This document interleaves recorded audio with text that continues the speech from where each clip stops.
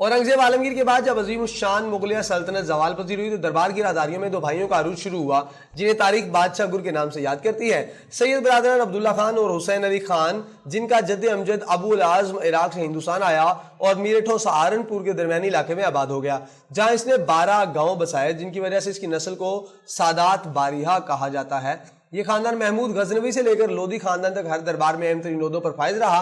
ये इस कदर बासलाहियत अफराद थे कि मुगल बादशाह ने भी इन्हें अपने साथ मिला लिया। अकबर के दौर में सैयद महमूद शाह बारिहा मुगलिया फौज के अहम तरीन ओहदे पर मुतमकिन हो गया। अकबर से लेकर आलमगीर तक हर दौर में इस खानदान के कम से कम 30 से ज्यादा अफराद दरबार में ओहदेदार हुआ करते थे। इन दो भाइयों ने आलमगीर की आंखें बंद होते ही दिल्ली के तख्त का कंट्रोल ऐसे अपने हाथों में लिया कि फिर जिसे चाहा उस पर बिठा दिया और जिसे जब चाहा उतार दिया। औरंगजेब के बाद 14 मार्च 1707 ईस्वी को इसके बड़े बेटे मोहम्मद आजम शाह को ताज शाही पहनाया गया और सिर्फ 2.5 माह बाद ही माजूल कर दिया गया। तारीख में इसका कोई तज़किरा नहीं मिलता, बस इसका नाम और हमायूं के मकबरे में इसकी कब्र मिलती है। इसके बाद 19 जून 1707 को दूसरे बेटे कुतुबुद्दीन मोहम्मद मुअज्जम को तख्त पर बिठाया गया, जो बहादुर शाह अव्वल और शाह आलम के नाम से मशहूर हुआ। ये शराब और औरतों का रसिया था, जिसकी वजह से हुकूमत का कारोबार सैयद बिरादरान के हाथ में आ गया।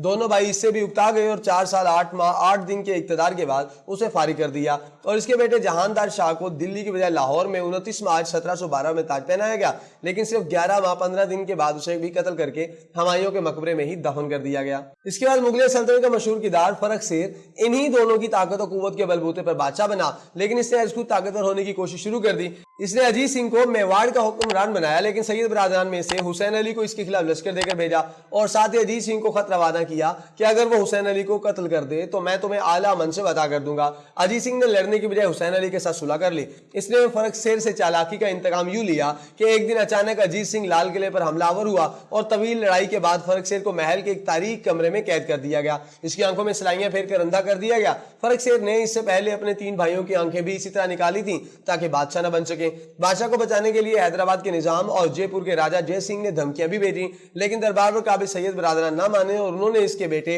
रफीउद्दर्जात को तख्ते ताऊस पर बैठा दिया। यही वो दौर था जब पूरे हिंदुस्तान में मराठों और सिखों ने अरूज पकड़ा। सैयद बिरादरान इनसे बेपरवाह दरबारी साजिशों में मगन रहे और मुगल बादशाह इनके सामने कठपुतली।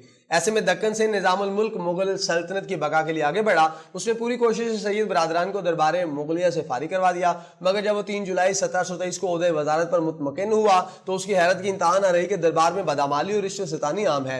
नए शाही मुकर्रबीन ने जागीरों पर कब्जा कर रखा है। कदीम उमरा बेरोजगारी और अफलास की जिंदगी गुजार रहे थे। शाही खजाने में अफवाज और मनसबदारों को अदा करने के लिए नकद रुपया मौजूद नहीं। इसने एक मंसूबा तैयार किया जिसके तहत अहले लोग को मनसिब देने, जागीरों की असर नौ तकसीम, रिश्वतस्तानी का खात्मा, औरंगजेब की तरह जिजिया के निफाज की तजावीज़ मुरतब की गई थी। इसने तजावीज़ बादशाह को पेश की, जिसे बादशाह ने दरबारियों के कहने पर मुस्तरद कर दिया।